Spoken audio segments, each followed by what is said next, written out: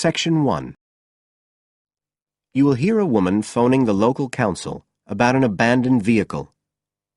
First, you have some time to look at questions 1 to 6 on page 128.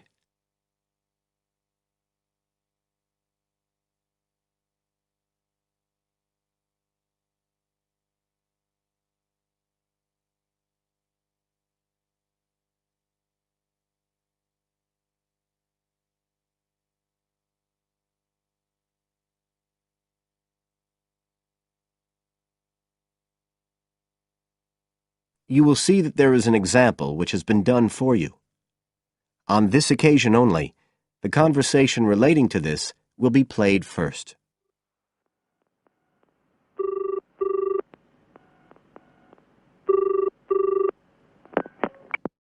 Environmental Health Department, Paul speaking. Oh, hello. I wanted to report a vehicle that's been left parked near where I live. I think it's been abandoned. I wondered if the council could arrange to get it towed away. Have I got through to the right department? Yes, you have. If I could just take a few details. Your name, please? Mrs. Shefford. Thank you. The caller's name is Mrs. Shefford, so Mrs. Shefford has been written in the space. Now we shall begin. You should answer the questions as you listen, because you will not hear the recording a second time. Listen carefully and answer questions 1 to 6.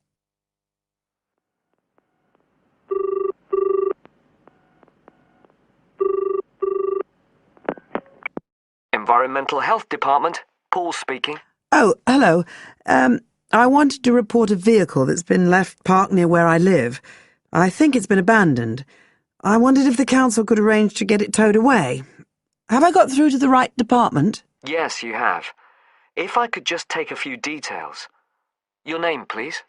Mrs. Shefford. Thank you. It's not my vehicle, though. I just thought someone ought to report it. No, that's fine. What I need to do is take some details first, then we can decide what to do about the problem. Oh, I see. So the next thing I need to know is your address. Right, it's 41 Lower Green Street, Yes? Barrowdale. And the postcode's WH4 5JP. Fine. And if I could just ask for a telephone number. It's 01778 552387. I'm out quite a lot, but you can just leave a message on the answer phone if you need to. Or I could give you my mobile number. That's all right, don't worry. Now, could you tell me a little more about this vehicle? You say it's been abandoned. Well, it certainly looks like it. Can you give me an idea of where it is? Yes, it's near the main road that goes through Barrowdale. Is that the A69? Yes, that's right. Now, there's the primary school just towards the end of the village, and then next to that, next to the children's playground, there's a field, and it's in there. Oh. I wonder how it got in there. Well, there's a gate to allow farm machinery in and out.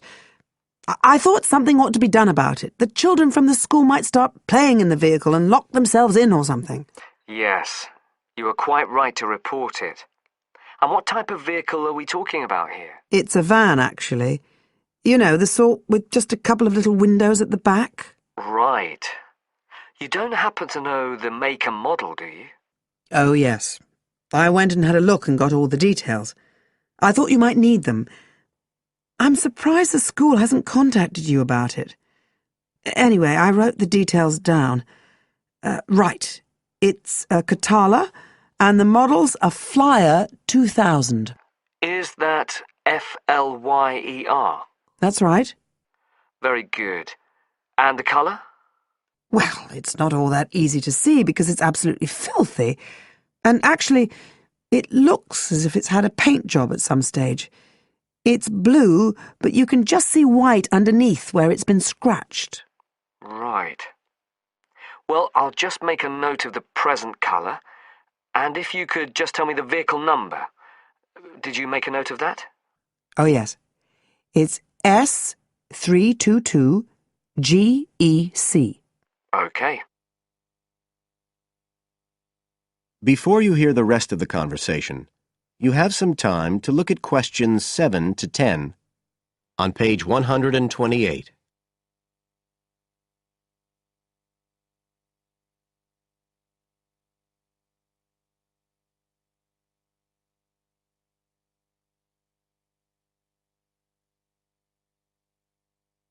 Now listen and answer questions 7 to 10. And it sounds as if the general condition of the vehicle isn't too good, from what you say. No, it's pretty poor. It wouldn't be drivable. It's got a flat tire and there's a crack in the windscreen. I reckon someone just wanted to get rid of it. That's usually the way. It's been there for nearly a week. No, it must be 8 days. I remember it was a Sunday morning when I noticed it. It wasn't there the day before. I walk past it most days on the way to the shops. I'd have thought the school would have reported it. Does the field actually belong to the school? No, it's part of Hill Farm Estate. Right. I'll just make a note of that. And I don't suppose you have any information about who might own the vehicle? No, I've no idea. So what will you do now? Well, we'll come and have a look and see if we can trace the owner. And if we can't, the vehicle will be removed as rapidly as the law permits. It could be anything up to 20 days. One thing I should say, I'm quite sure this doesn't belong to anyone round here. I'd definitely recognise it if it was from someone who lived here. So you don't think it was anyone local? Right. I'd say at a guess we're looking at a stolen vehicle here. I did wonder if it might have been. You hear such a lot about car thieves nowadays. Well, we certainly will be looking into that possibility. Anyway, thank you for contacting us, Mrs. Shefford, and we'll keep you informed of what happens. Right. Thank you very much. Goodbye. Goodbye. That is the end of section 1. You now have half a minute to check your answers.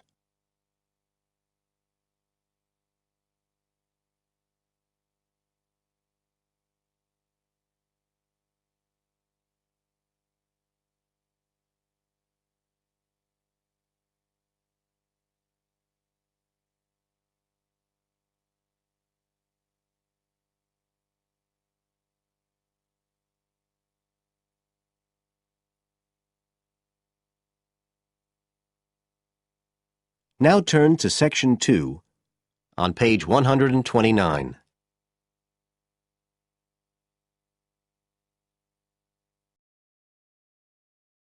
Section 2. You will hear a tour guide talking to a group of tourists who are visiting a historic town on the east coast of the USA. First, you have some time to look at questions 11 to 17 on page 129.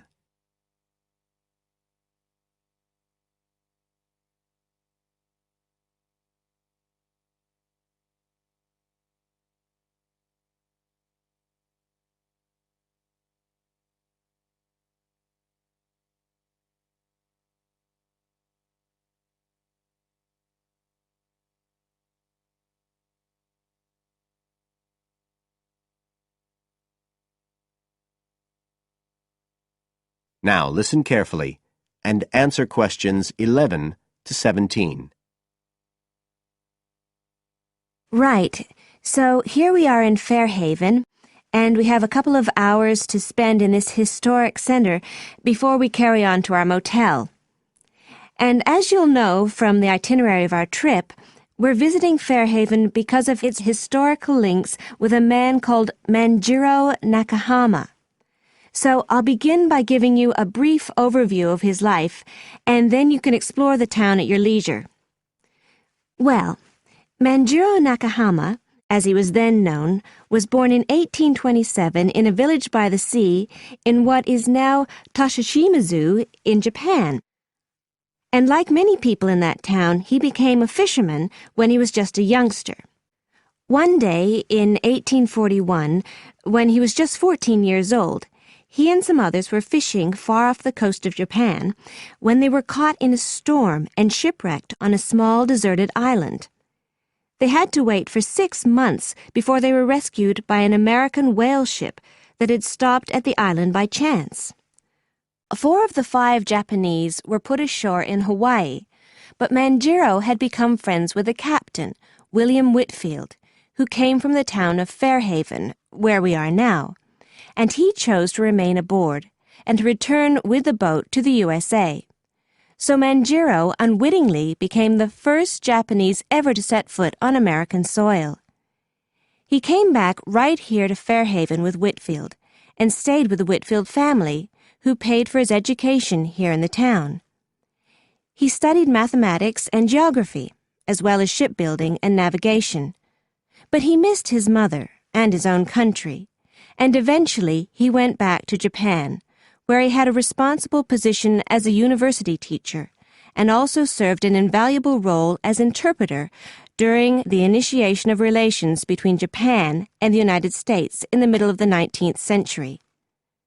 But the most interesting thing is that the links between Toshishimizu and Fairhaven have remained and grown stronger over the years, in spite of the distance between them. And in fact, the 2 places now have the official status of sister cities. Both places are ports, so in fact the inhabitants have a lot in common. There have been a number of visits by the inhabitants of Toshishimizu, in particular at the time of the festival, which is held every 2 years here in Fairhaven to celebrate the life and achievements of John Manjiro. It takes place in the fall, and there's an ever-growing program including drumming, singing, martial arts, and stalls selling Japanese and American food. So if you're going to be in the region around then, it's really worth a visit. Before you hear the rest of the talk, you have some time to look at questions 18 to 20 on page 129.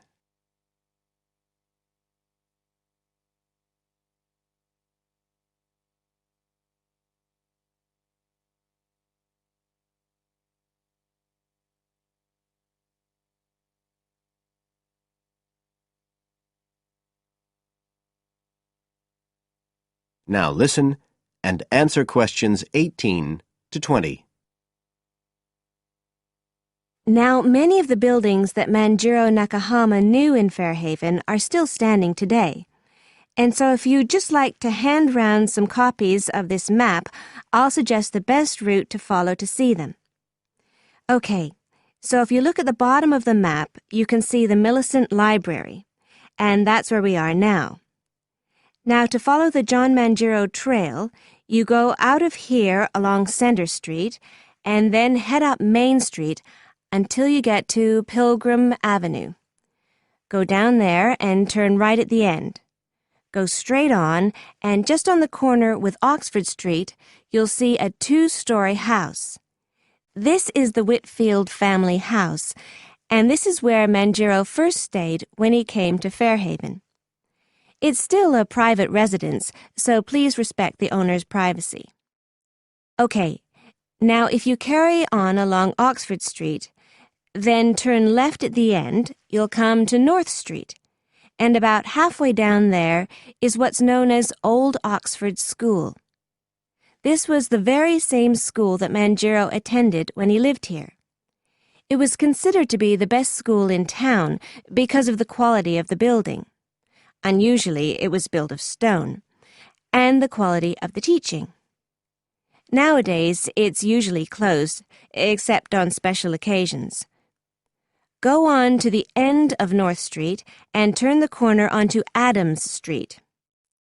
If you follow the road down back towards the library, you go round a couple of sharp bends, and on the second of these, you can see the School of Navigation, which Manjiro also attended. And if you follow the road on, you'll soon find yourself back here at the library. And I'd suggest you spend some time looking around that too, if you have any time left. Right. Now, does anyone have any questions? That is the end of section 2. You now have half a minute to check your answers.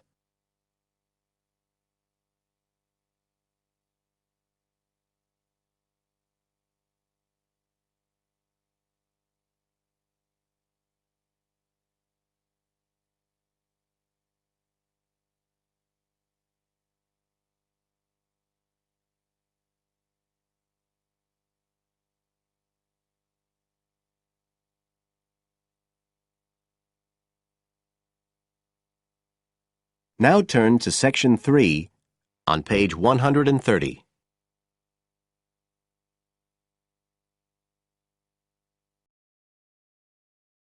Section 3.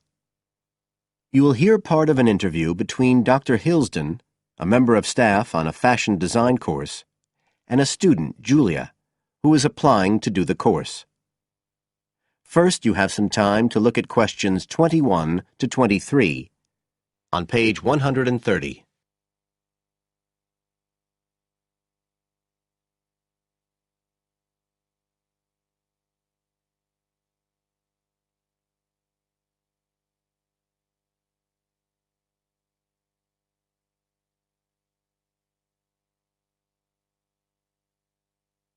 Now listen carefully and answer questions 21 to 23.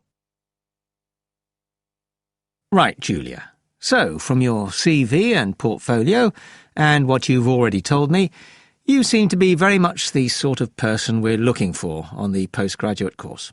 So tell me, you finished your fashion design course in London 4 years ago.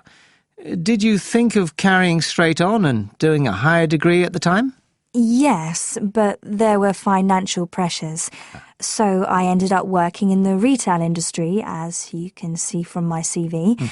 And actually, it was a very useful experience. In what way? Well, I was lucky to get the job with Fashion Now. They're a big store. And one of my priorities was to get as much experience as possible in different areas. So that was good because I had the chance to work in lots of different departments. And having direct contact with the customers meant I was able to see how they reacted to innovation, to new fashion ideas. Because with Fashion Now, a designer might show something in New York or Milan, and there'll be something similar in the shop within weeks. So that was probably the most useful thing for me. Right. And so what's made you decide to do a postgraduate course now? Well, while I enjoyed working at Fashion Now, and I learned a lot there, I felt, the way forward would have been to develop my managerial skills, rather than my skills in fashion design, and I'm not sure that's what I want to do. Yes. When I was doing my degree in London, I'd been interested in women's wear, but I know that there's been a lot of work done in areas like new fabric construction. And though I'm not intending to go too deeply into the technology, I'd be very interested in looking at how new fabrics could be used in children's wear. So I'd like the chance to pursue that line. Yes, good. And are you at all concerned about what it's going to be like coming back into an academic context after being away from it for several years? No, I'm looking forward to it. But I'm basically more interested in the application than the theory. Or at least that's what I've found so far, and I'm hoping the course will give me the contacts and skills I need eventually to set up my own enterprise. I'm particularly interested by the overseas links that the department has. Yes, many of our students look overseas or to international companies for sponsorship of their projects. You now have some time to look at questions 24 to 30 on pages 130 and 131.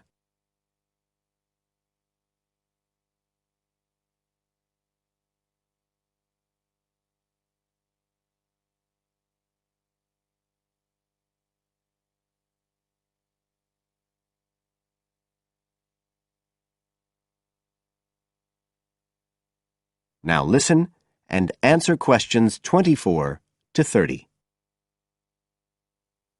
And the facilities here look excellent. I just went to look at the library.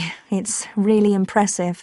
There's so much room compared with the one at my old university. Yes, most students find it's a good place to study. And there are link-ups to other universities, of course, and all the usual electronic sources.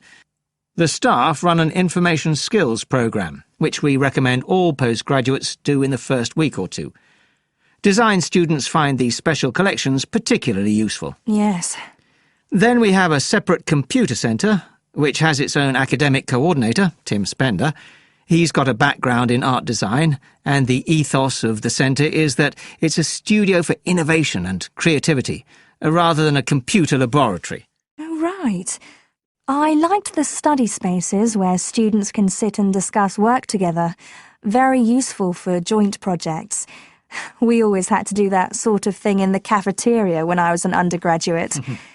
And I read in the brochure that there's a separate resource for photography. Yes, it's called Photomedia. It's not just for photography, but things like digital imaging and new media. It's a resource for all our students, not just fashion design. And we encourage students to work there, producing work that crosses disciplinary boundaries. It's well used. In fact, it's doubled in size since it was set up 3 years ago. And we also have an offshoot from that, which is called time-based media. This is for students who want to develop their ideas in the area of the moving image or sound. That's in a new building that was specially built for it just last year. But there are plans to expand it, as the present facilities are overstretched already. Right. Now, is there anything you'd like to ask about the course itself? I know it's a combination of taught modules and a specialist project, but how does assessment fit in? Well, as you'd expect on a course of this nature, it's an ongoing process. The degree course has 4 stages, and there are what we call progress reviews at the end of each of the first 3. Then the final assessment is based on your project. You have to produce a report, which is a critical reflection on your work. And is there some sort of fashion show? There's an exhibition. The projects aren't all focused on clothes as such. Some are more experimental, so that seems more appropriate. We ask representatives of fashion companies along, and it's usually well attended. Right. And another thing I wanted to ask. That is the end of Section 3. You now have half a minute to check your answers.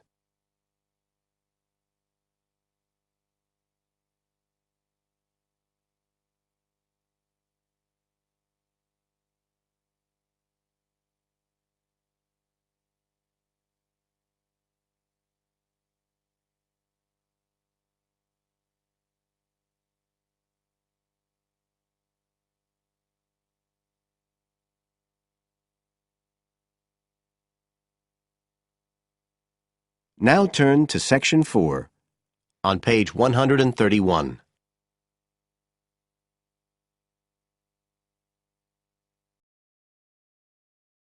Section 4.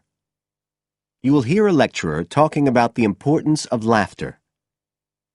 First, you have some time to look at questions 31 to 40, on page 131.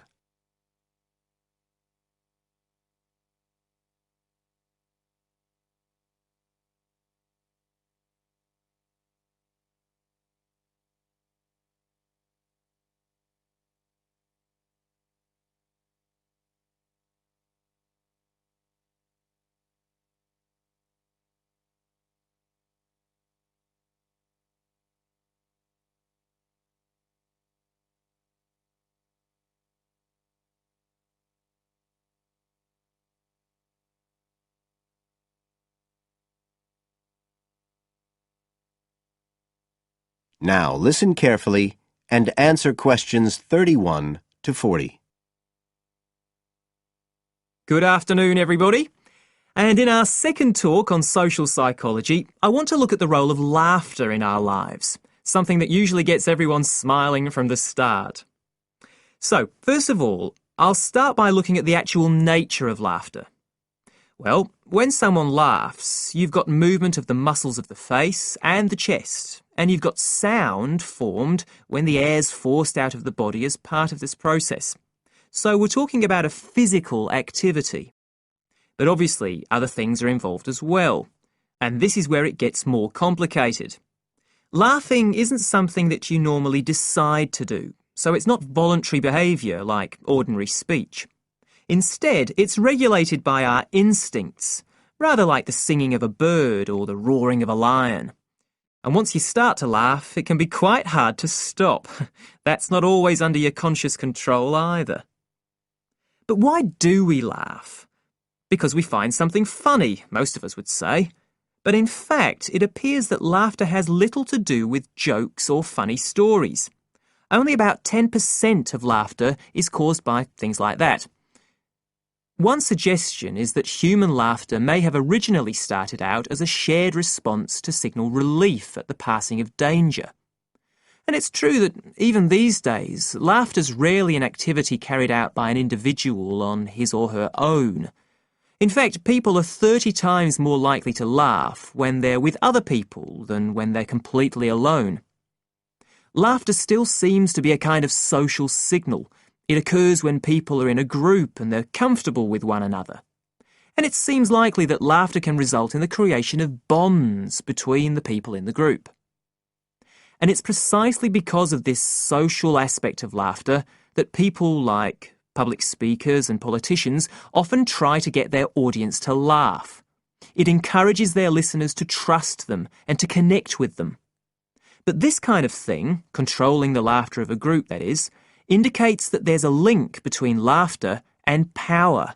And this is supported by several studies that indicate that bosses use humour more than their employees. And research has also shown that female listeners are likely to laugh much more if the speaker is male. So it appears that there are gender issues associated with how much we laugh. I should also point out that laughter can be used as a negative signal as well as a positive one. I think we've all probably seen evidence of a group using laughter to exclude someone, to emphasise that they are not accepted. So it's not always a positive type of behaviour either. So what all this goes to show is that laughter is a very, very complex issue.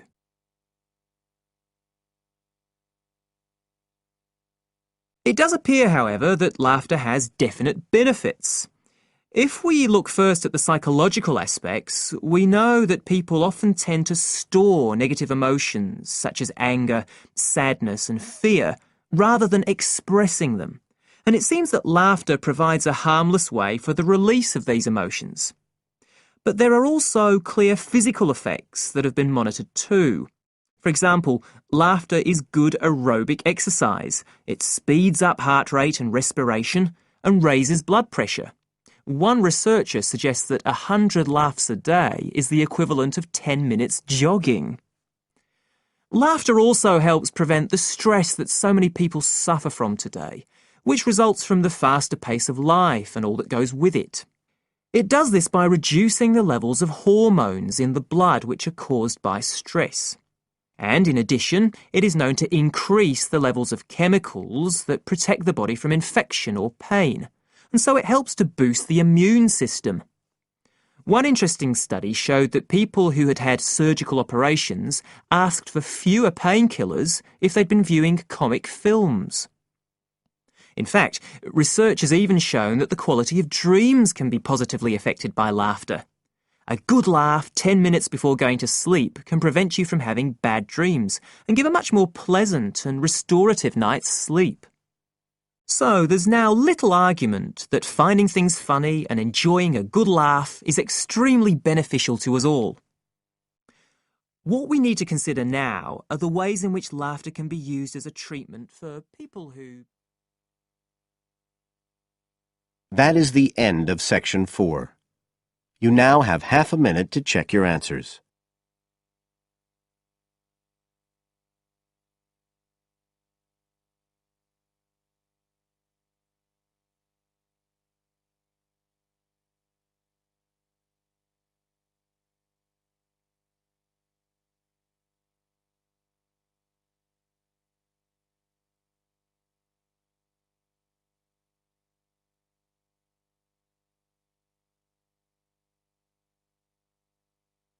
That is the end of the listening test.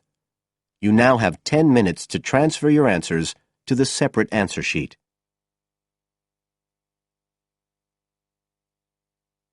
Published and copyright Pearson Education Limited, 2005.